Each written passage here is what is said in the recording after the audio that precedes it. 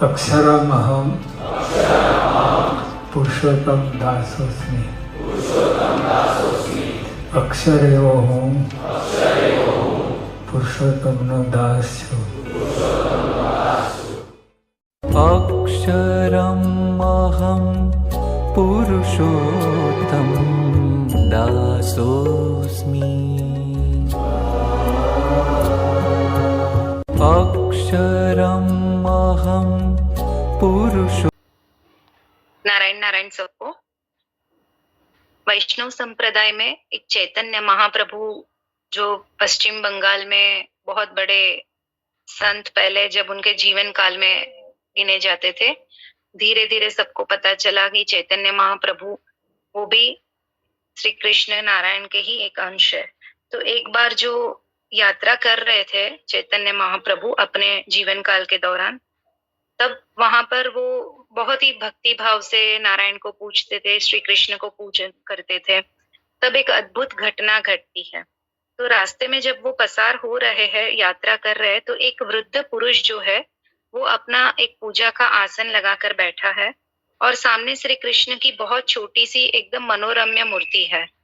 तो वो मन ही मन वो जो वृद्ध इंसान है वो भगवत गीता का पाठ कर रहा है और वो अपने पुस्तक में देख के किसी को भी तकलीफ ना हो, खलेल ना पहुंचे, ऐसे वो मनन पाठ मन में ही करता रहता था।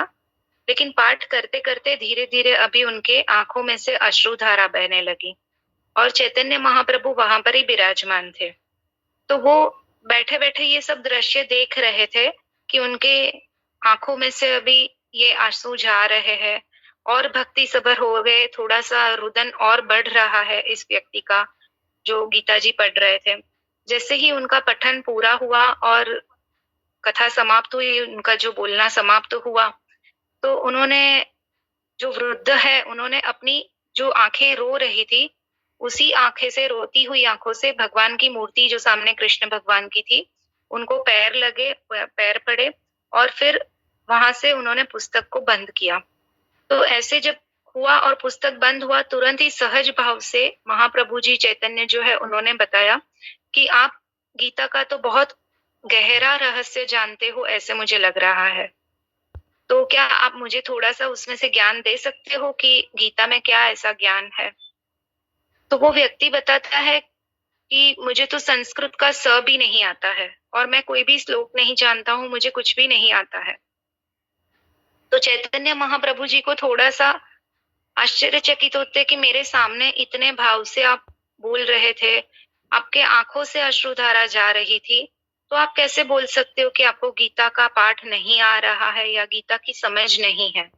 तो यहाँ कहने का तात्पर्य ये है कि प्रभु की जब भक्ति हम करते हैं, तब एक भक्त का हृदय कैसे होना चाहिए। तो बोले कि आपकी तो भावधारा थी, वो भी इतनी जोरदार थी कि मुझे तो ऐसे ही लगा कि आप बहुत गहराई से गीता के रहस्य को अपने भीतर जानते हैं और बहुत अंदर गहराई से उनके साथ जुड़े हुए हो।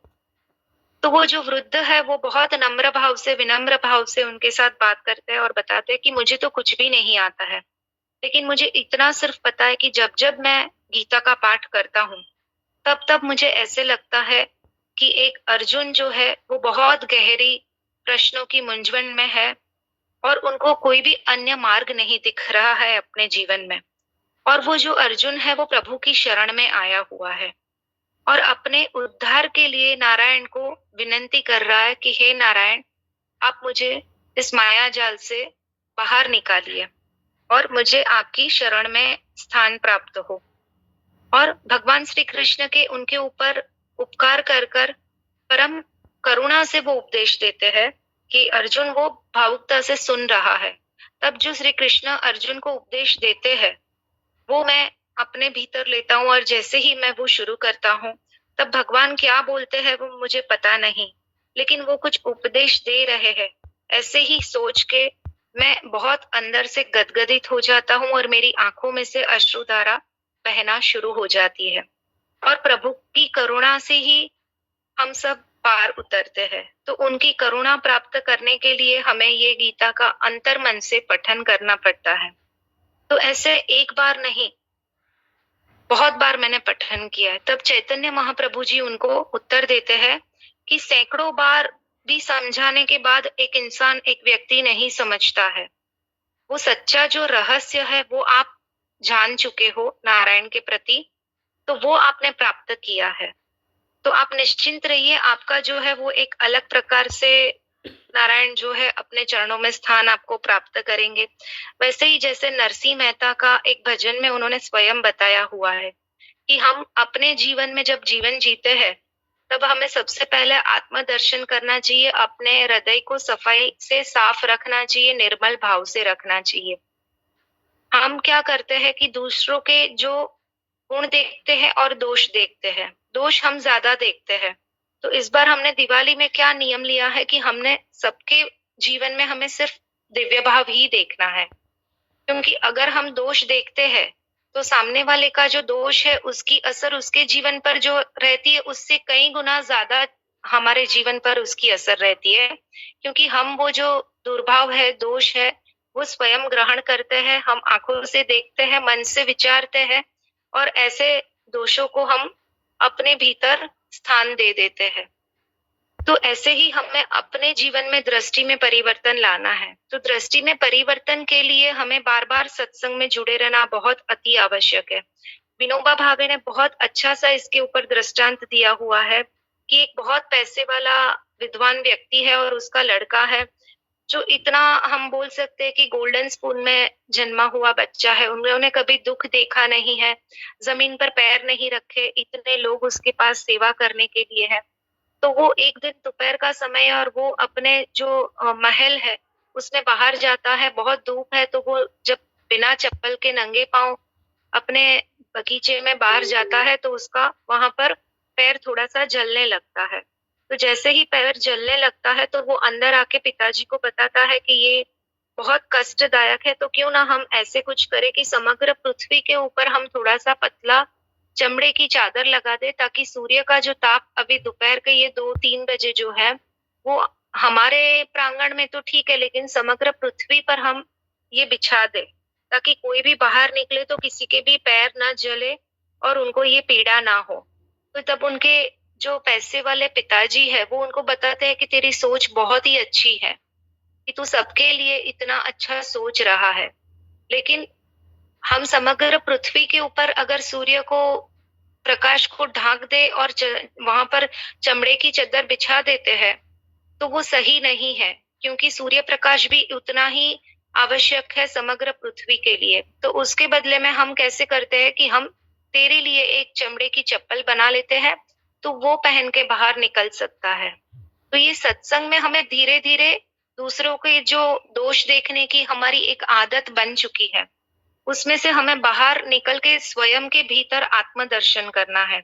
हम जैसे ही आत्मदर्शन अपने अंदर तक करते जाएंगे, वैसे हमें स्वयं को धीरे-धीरे पता भी चलेगा और कभी-कभी ऐसी अवस्था आती है कि हमें पता भी नहीं चलता है और सहजता से हम वो अपने दुर्गुण को निकाल के अपने अंदर सद्गुण को हम प्रज्वलित करते हैं और फिर वो जब सद्गुण प्रज्वलित होता है, तब हम नारायण के बहुत नज़दीक जाते हैं और हमें पता चलता है कि किस प्रकार से नारायण हमारे सामने है, हमारे साथ है।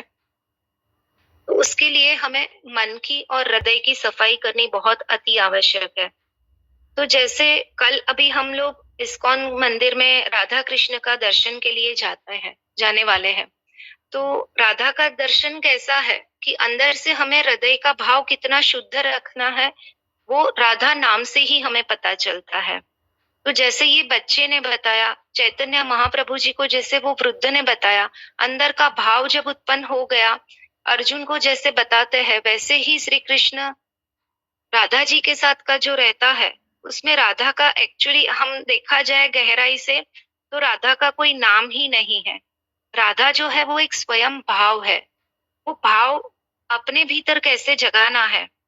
जहाँ पर प्रेम रहता है, तो वो प्रेम कभी भी मांगता नहीं है। हमेशा प्रेम में समर्पित होना है, वो हम सब जानते हैं। लेकिन हम जब दूसरों के दुर्गुण देखते हैं, तब हम ये दिव्य भाव को अपने भीतर समाप्त कर देते हैं। तो जैसे ही हमारे हृदय में जब राधा जी बसते हैं, तो वहां पर कभी भी शिकायत नहीं रहती है। तो जीवन के जो भी प्रश्न हैं, हमें शिकायत अगर आ रही है, हम शिकायत कर रहे हैं, तो हमें वो देखना है कि हमारे भीतर जो राधा भाव है वो कहीं कम तो नहीं हो गया। तो वापस हमें स्वयं के भीतर आत्मदर्शन करके उस भाव को वापस जागृत करना है, उस भाव को बढ़ाते जाना है। और शिकायत जब नहीं रहेगी तब हमारा विश्वास बढ़ जाता है। लेकिन विश्वास कैसा?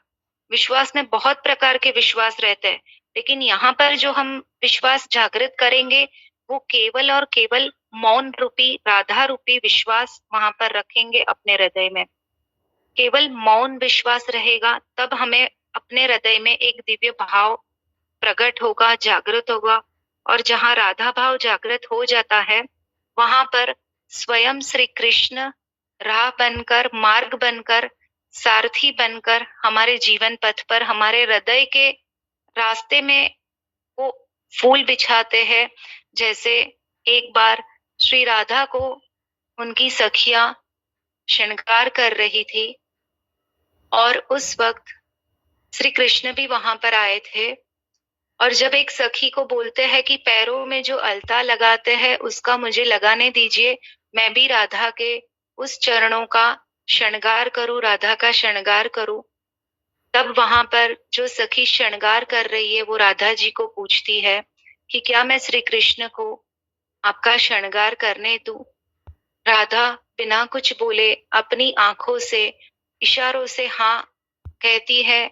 और वो जो सखी है वो श्री कृष्ण को अलतार देते हैं, कुमकुम देते हैं।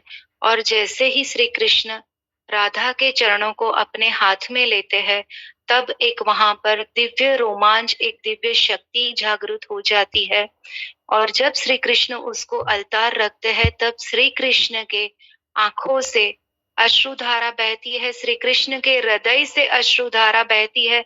श्री कृष्ण का हृदय जब पानी पानी हो जाता है, इतनी पवित्रता, इतनी दिव्य शक्ति जब हम राधा को अपने भीतर धारण करते हैं। और ऐसे दिव्य मंदिर में हम कल दर्शन के लिए जाने वाले हैं, तो वहां पर जो नहीं भी आने वाले हैं और जो आने वाले सबको श्री राधा श्री कृष्ण का दिव्य दर्शन प्राप्त हो, वही नारायण के चरणों में प्रार्थना। और हम सब अपने भीतर नारायण रूपी, श्री राधा रूपी दिव्य भाव प्रकट करेंगे। नारायण नारायण।